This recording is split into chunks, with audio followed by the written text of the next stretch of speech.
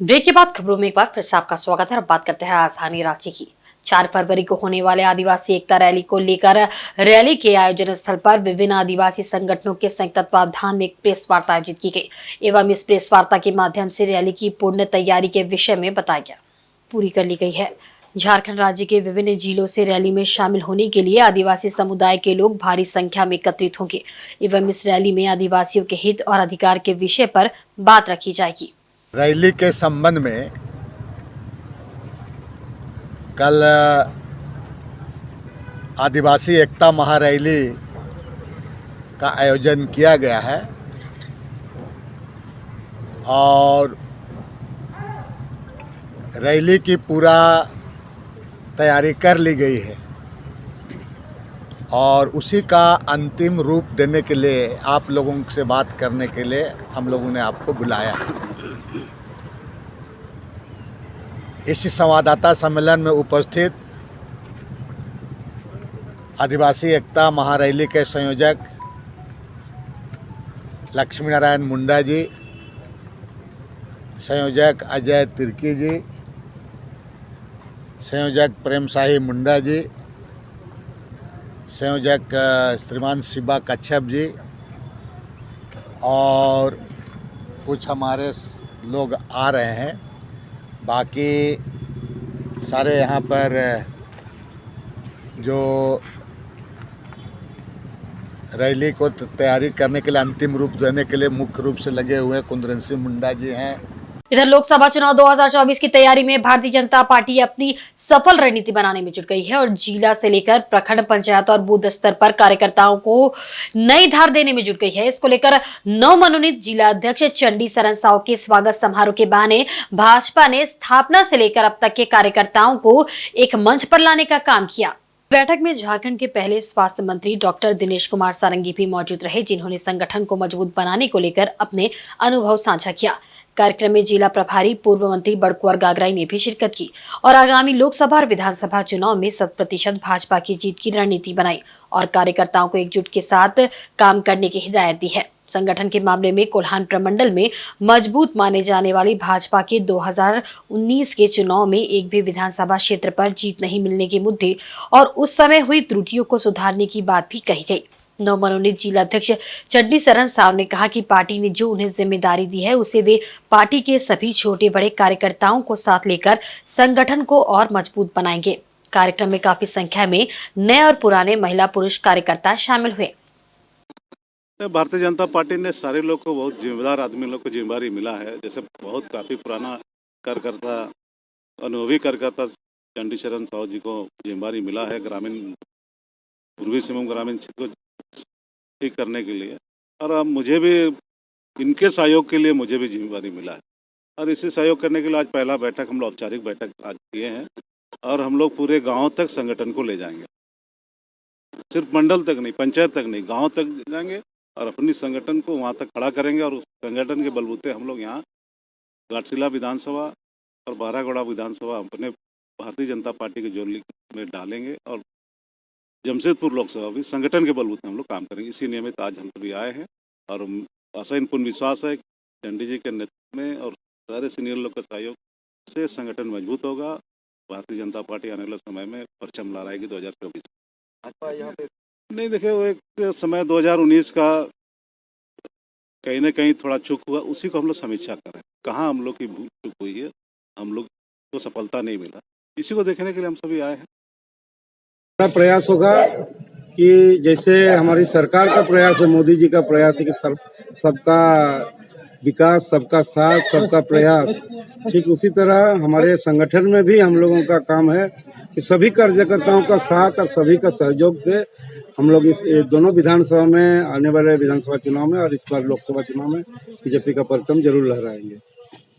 बीते चुनाव में 2019 का चुनाव हारने का कई सारा कारण है, सिर्फ हम लोगों का गलती नहीं है, गुटबाजी उसका कोई फैक्टर नहीं है या गुटबाजी ऐसा कुछ मायने नहीं रखता है, वैसा है भी नहीं।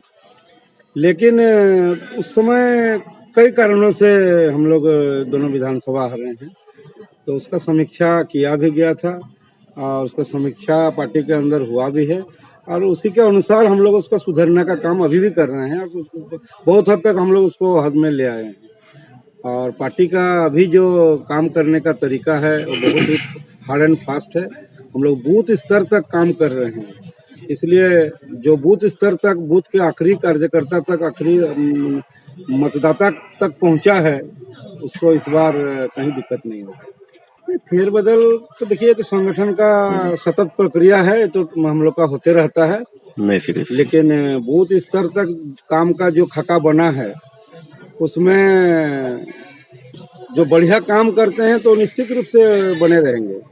अगर कहीं संगठन में काम करने का कोई कहीं कोताही बरतते हैं, संगठन जिसको काम करने के लिए दायित्व दिया है वो दायित्व का वो निर्वहन नहीं कर रहे हैं, तो निश्चित रूप से वो दूसरा किसी को दायित्व हस्तांतरण होगा।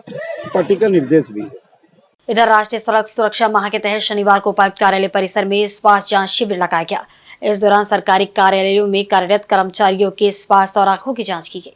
इसमें मौजूद चिकित्सकों ने सभी को जरूरी दिशा निर्देश दिए और दवाइयां भी दी। सभी को बताया गया कि वे अपने स्वास्थ्य का ख्याल रखें और सड़क पर वाहन चलाते समय ट्रैफिक नियमों का पालन करें। बता दें कि जिले में 15 जनवरी से 14 फरवरी तक राष्ट्रीय सड़क सुरक्षा माह मनाया जा रहा है। इसके तहत विभिन्न कार्यक्रम आयोजित कर लोगों को यातायात नियमों के प्रति जागरूक किया जा रहा है। लोगों से अपील की जा रही है कि वह 2 पहिया वाहन चलाते समय हेलमेट का प्रयोग करें और 4 पहिया वाहन चलाते समय सीट बेल्ट जरूर लगाएं। वहीं सांची स्थित उत्क्रमित +2 बालिका उच्च विद्यालय में शनिवार को पीरामल फाउंडेशन के सहयोग से समागम का आयोजन हुआ।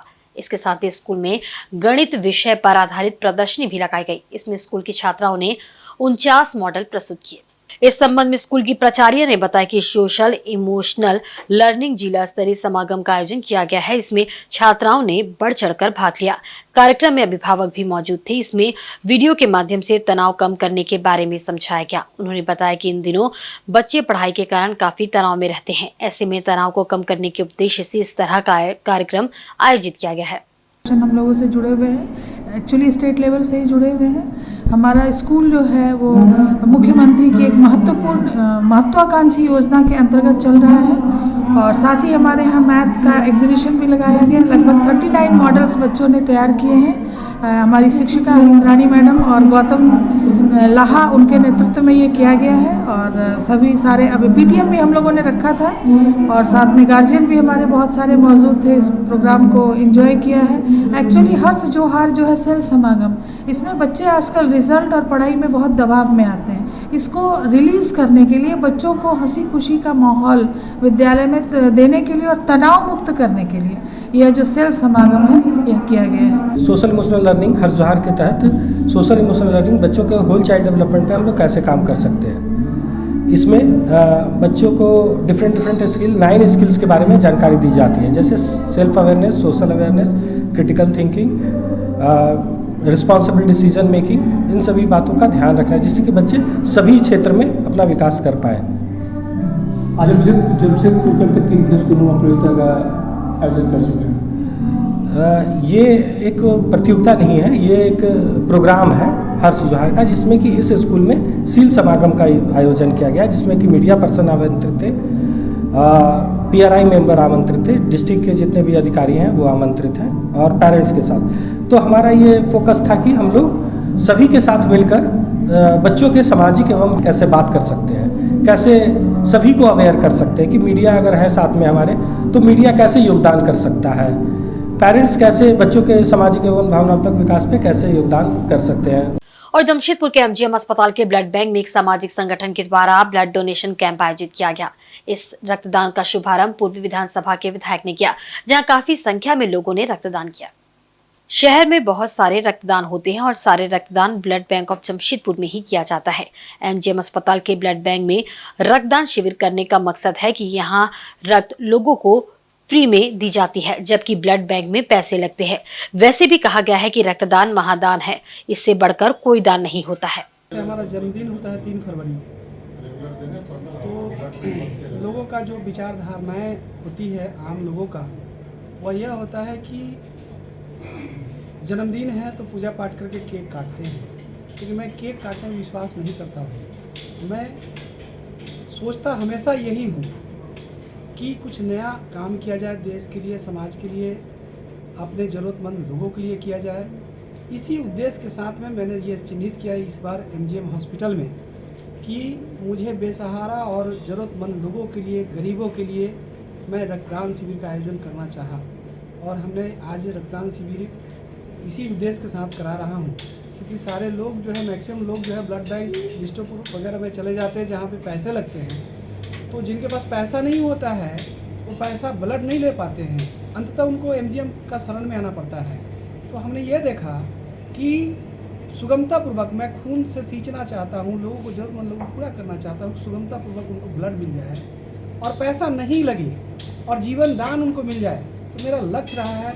विगत हमने पिछले बार अपने जन्मदिन के अवसर पर कंबल वितरण भी किया था और जब जब मेरा जन्मदिन होता है तब तब मैं कहीं ना कहीं समाज के लिए आवाज़ बनने का काम करता हूं और आवाज़ उठाता हूं। वो टाटा मेन हॉस्पिटल का मामला हो या ज़रूरतमंद लोगों का मामला हो, चाहे विकास का मामला हो, चाहे जीवन दान का मामला हो या समाज की रक्षा का मामला हो। और गिरीश चंद्र झूरू देवी उच्च विद्यालय में कक्षा 10वीं और 12वीं के छात्र छात्राओं के लिए दीक्षांत समारोह का आयोजन किया गया। इस मौके पर अतिथि के रूप में अध्यक्ष सत्यनारायण ओझा, सचिव बाबूलाल सिंह, उपाध्यक्ष बंसीधर सिंघानिया, संघ सचिव जयप्रकाश अग्रवाल, संस्थापक कुंदन सिंह कुमार, केवी के पूर्व रिटायर्ड शिक्षक गणेश मुर्मू उपस्थित हुए। मौके पर अतिथियों द्वारा कक्षा 10वीं एवं कक्षा 12वीं की छात्र छात्राओं के उज्जवल भविष्य के लिए अपनी शुभकामनाएं दी। मौके पर छात्र छात्राओं द्वारा रंगारंग सांस्कृतिक कार्यक्रम का भी आयोजन रखा गया, जिसमें स्कूली बच्चों द्वारा एक से बढ़कर एक नृत्य प्रस्तुत किया गया। मौके पर स्कूल के प्राचार्य शिव पूजन सिंह चौहान एवं शिक्षक शिक्षिकाएं उपस्थित थे। विद्यालय और महाविद्यालय में छात्रों का विदाई समारोह रखा गया। क्योंकि मैं इस विद्यालय में बहुत पहले से पढ़ाते आ रहा हूँ और शुरुआती विद्यालय मेरा यही रहा है और उसके बाद मैं केंद्रीय विद्यालय में चला गया और रिटायरमेंट होने के बाद जब मैं वापस आया फिर से यहाँ के शिक्षक और जो सचिव कुंदन जी है हमें निमंत्रण दिए, हमें कहे कि जब भी आपको फुर्सत होगा आपका विद्यालय है, आके बच्चों को पढ़ाइएगा। तो मैं जब भी फुर्सत में रहता हूँ, समय रहता है, मैं इस विद्यालय में आता हूँ और हर क्लास के बच्चों को पढ़ाता हूँ।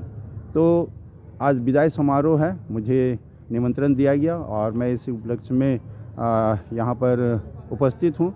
बच्चों को यही प्रेरणा के रूप में जो है मैं हमेशा रहता हूँ और बच्चों को यही कहता हूँ कि सफलता के लिए हमेशा प्रयास करना है। और कहावत भी है, लहरों के बगैर नैया पार नहीं होती और लहरों के बगैर नैया पार नहीं होती, मेहनत करने वालों की कभी हार नहीं होती।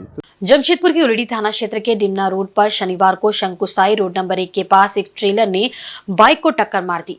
इस सड़क हादसे में बाइक सवार युवक 27 वर्षीय बिरसू वर्धा की मौके पर ही मौत हो गई, जबकि सोनू सोए और उसका पिता प्रधान सोए घायल हुए हैं। ये सभी बोड़ाम थाना क्षेत्र के मिर्जाडी से पुटका के हल्दी पोखर जा रहे थे। परिजनों ने बताया कि ये लोग वहां खस्सी खरीदने जा रहे थे, तभी ये हादसा हुआ। पुलिस उस ट्रेलर का पता लगा रही है जिसने बाइक को टक्कर मारी है। उसका घर जा रहा था। कहाँ? कहाँ घर है वो लोग का? निकल जा रहा था। हाँ। कहाँ जा रहा था? वो हल्दी पोखर। क्या करने? वो खांसी लेके जा। घर से कब निकला था? वो 4 बजे निकला था घर से। एक्सीडेंट कितने बजे हुआ? तो 4:30 बजे। कहाँ पे हुआ? वो 1 नंबर रोड में हुआ था। कौन सा गाड़ी मारा? कौन सा गाड़ी मारा? टेलर मारा था। और आज के बुलेटिन में बस इतना ही। कल फिर हाजिर होंगे कुछ नई खबरों के साथ। तब तक देखते रहें इंसाइड झारखंड न्यूज। नमस्कार।